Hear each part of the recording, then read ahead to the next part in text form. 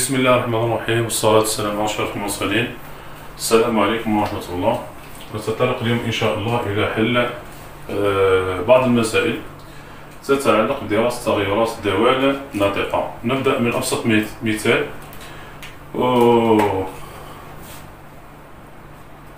ونختم بأصعب الأمثلة. مسألة رقم 1: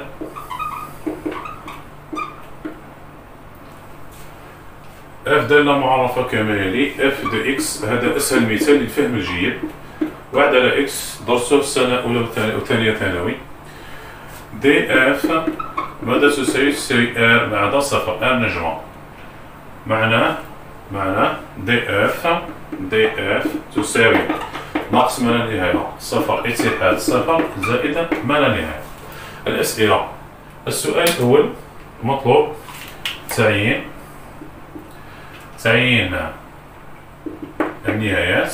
النهايات عند أطراف دي اف، ومن بعدها التفسير الهندسي. إذن بجوار كتنظيم الإجابة بجوار زائد ما لا نهاية وناقص ما لا نهاية. هنايا ليميت اف دو اكس لما اكس يؤول إلى ناقص ما لا تساوي ليميت اكس يؤول إلى ناقص ما لا نهاية 1 على اكس. هنا 1 على ناقص ما لا نهاية ماذا تساوي؟ صفر.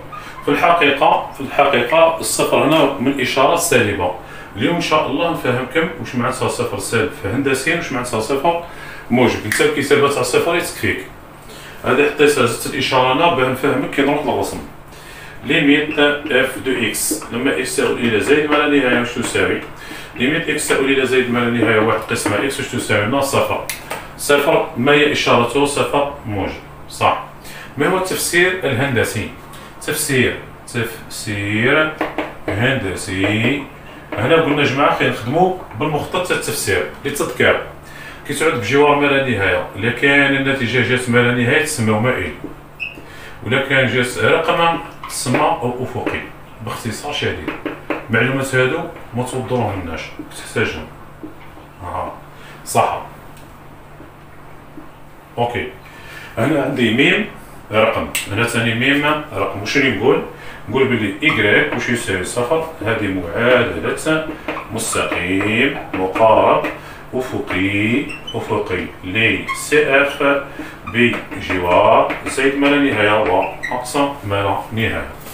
دوكا بجوار الصفر، بجوار الرقم هذا حسبناها وفسرناها. دوكا بجوار الصفر، بجوار اكس يساوي صفر. الإشارة جماعة تاع المقام اكس أين ينعدم؟ هنا ينعدم عند الصفر. الإشارة كيف راح تكون عكس، هنا عكس وهنا نفس. إذن هنا راح تكون ناقص وهنا راح تكون زائد. ليميت اف دو اكس لما اكس يؤول إلى صفر يسار تساوي ليميت اكس يؤول إلى صفر يسار 1 على اكس.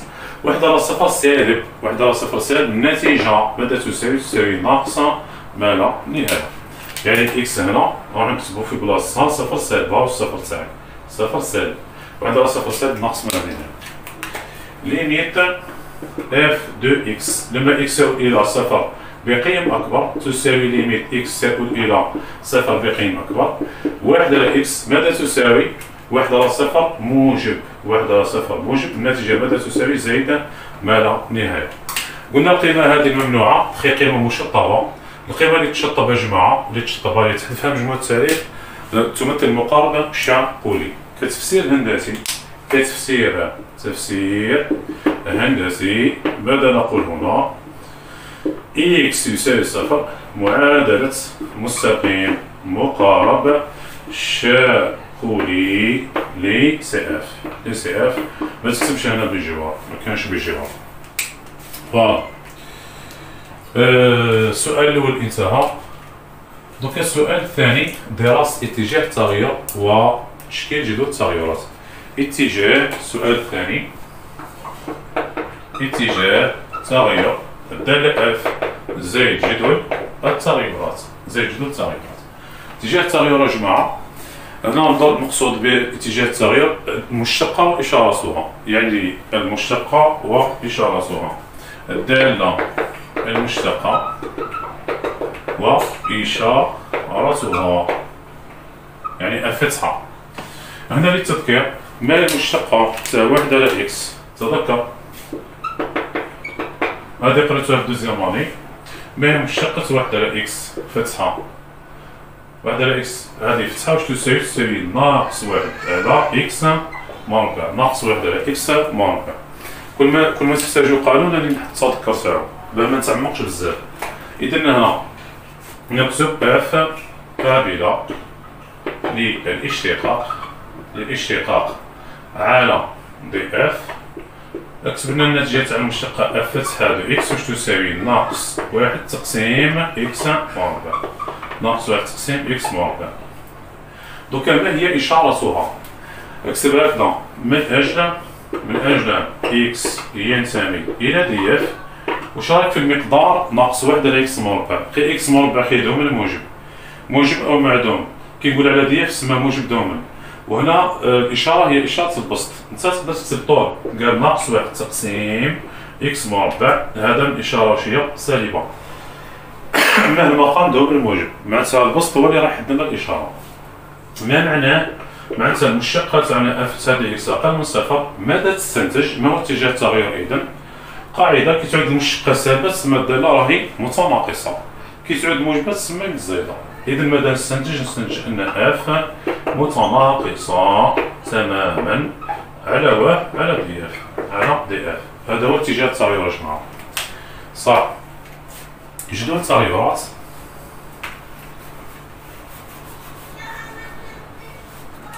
ها جدول التغيرات.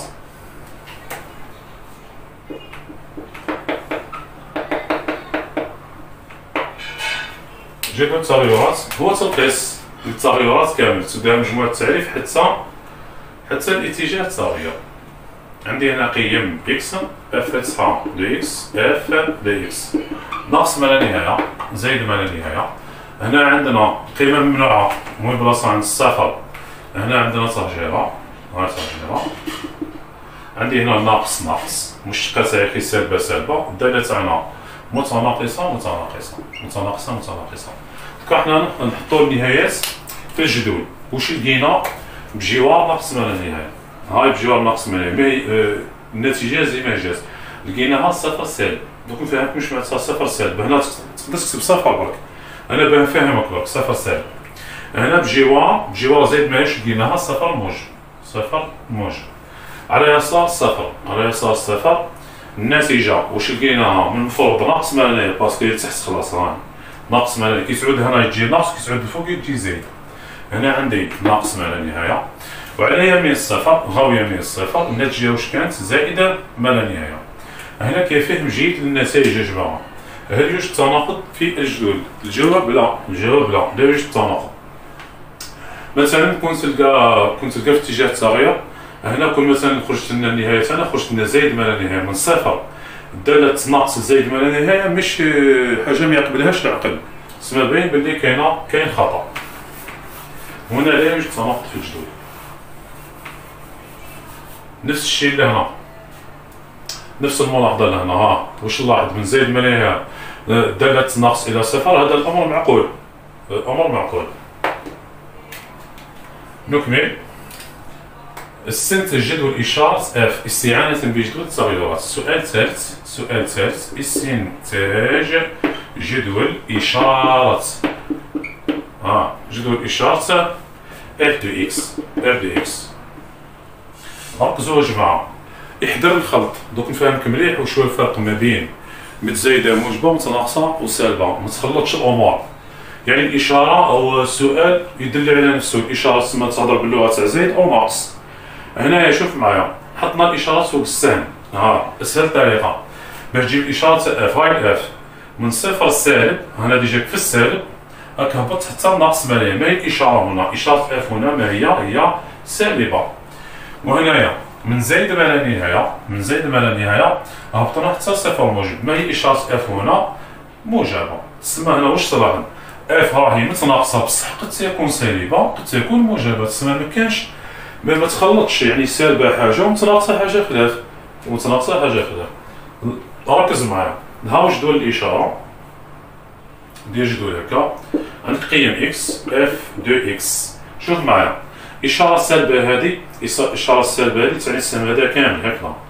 هنايا عندي اشاره سالبه من ناقص ما لا نهايه حتى الصفر، من ناقص ما لا نهايه حتى للصفر. الاشاره عندي هنايا واش هي سالبه، ومن صفر حتى زائد ما هي الاشاره هنا، ما هي الاشاره هنا موجبه. هاي موجبه، هذا مكان. هذه هي اشاره اف اللي فيها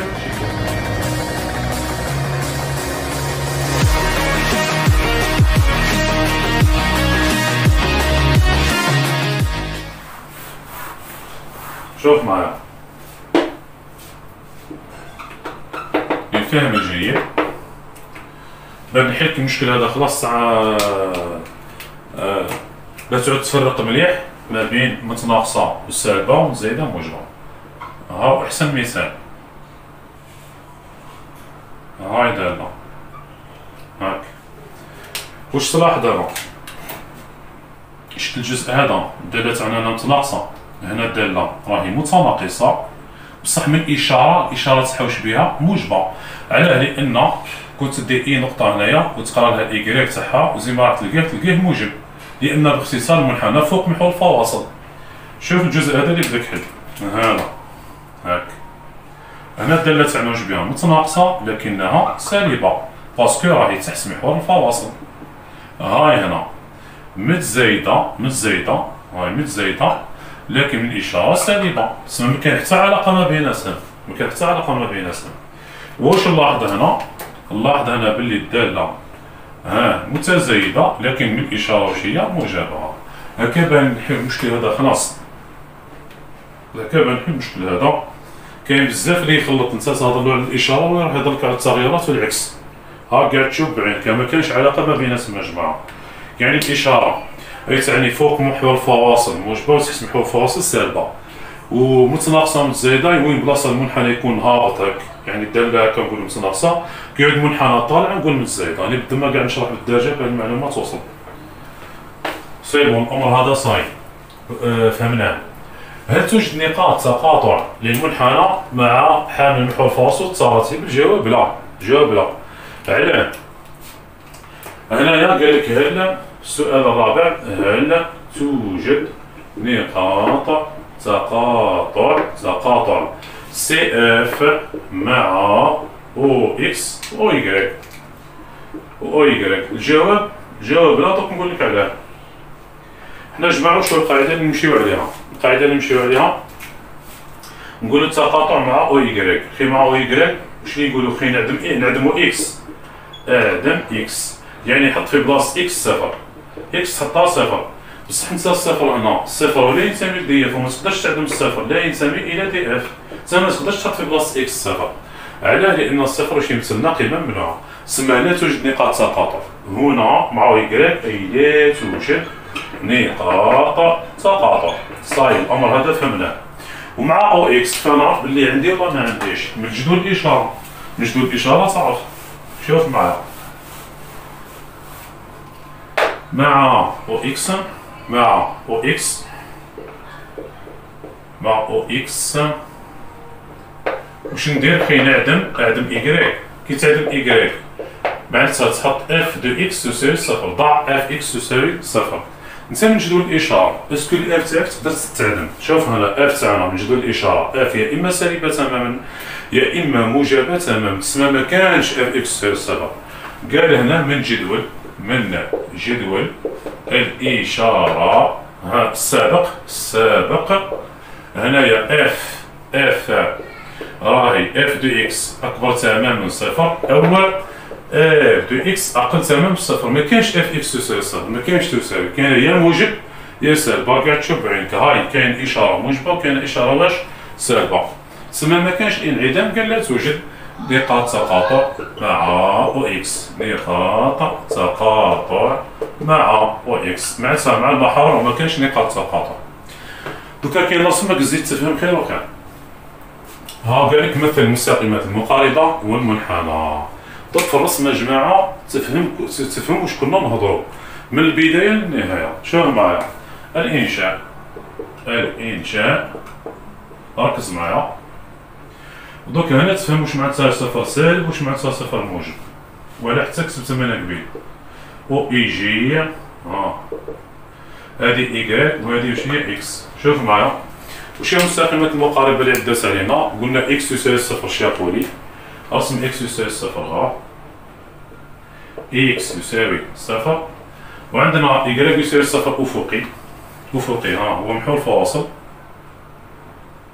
إيكغيك يساوي صفر. ركز معايا كيف غنرسمو. شوف معايا انت بجوار ناقص ما لا نهاية، بجوار ناقص ما لا ناقص ما لا هادي يجمع لي بالزرق هي هادي، هي هادي منين راح يبدا المنحنى تاعي؟ يبدا من صفر سالب، يعني يبدا من تحت محور الفواصل بشويه، يبدا من هنا ها صفر سالب. شفت النقطة هادي هي صفر سالب، هي صفر سالب صح. هنايا راح نهبط، تسمى الدالة راح تجي متناقصة، يسار الصفر وش هو النهاية؟ ناقص ما لا نهاية. ها الصفر تاعك شفت هذا إكس يساوي صفر، إكس يساوي صفر، ها اليسار تاعو ناقص ما لا نهاية تاعو هي هادي، هادي هي ناقص ما لا نهاية. ها الصفر سالب وها ناقص ما لا نهاية، سمعتها انت تهبط من هنا لهنا هاك. ها المنحنى تاعك. دوك الجهة هذه يمين الصفر تبدا من فوق، تبدا من زايد ما لا نهاية، ها يمين الصفر النتيجة زايد ما لا نهاية، هاي زايد ما لا نهاية تاعك.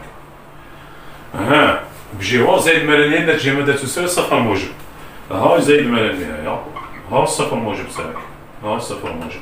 إذا الدالة تاعنا هاي كيفاه تجي، الدالة هذه دالة تناظرية. هاي راح نتحققو من خدمتنا دو أ زد ونفهمو مليح واش كنا نقراو. بجملة التعريف يا جماعة يوجد تقطع عند الصفر، تسمى صح ا مع دا صفر، يعني المنحنى هذا ماهوش متصل بهذا، ا مع دا صفر. ها راح نقراو النهاية من الرسم. بجوار ناقص ما لا نهاية ما هي النتيجة؟ صفر، صفر سالب. يسار الصفر ما هي النتيجة؟ ناقص ما لا نهاية. يمين صفر ماذا تساوي؟ زائد ما لا نهاية. بجوار زائد ما لا نهاية ماذا تساوي؟ تساوي زائد ما لا نهاية. هنا كنقول لك ما هي إشارة المشتقة؟ لشاك ما عندكش العبارة تقول لي سالبة، لماذا؟ لأن الدالة واش بها متناقصة تماما. إشارة المشتقة كنقول لك ما هي إشارة اف، الاف تاعك، الاف المنحنى. هنا من ناقص ما هي صفر المنحنى تحت محور الفاصل، تسمى إشارة اف هنا. إشارة اف هنا واش نقدروا نقولوا عليها؟ سالبة، سالبة هاي صح كاينة منها. ومن صفر حتى زائد ما لا نهاية هنا المنحنى فوق محور الفواصل إشارة اف واش نقدروا نقولوا عليها؟ موجبة، معناتها لا يوجد تناقض. تسمى هكا فهمنا مليح واش قاعدين نقراو، مانا حافظين حتى حاجة، عندنا تنظمت الأفكار تاعنا، ما عندناش خلط في المعلومات. نتوقفوا هنا، حضروا لنا المسائل اللي بقات، نتلاقاو الحصة القادمة إن شاء الله. السلام عليكم ورحمة الله.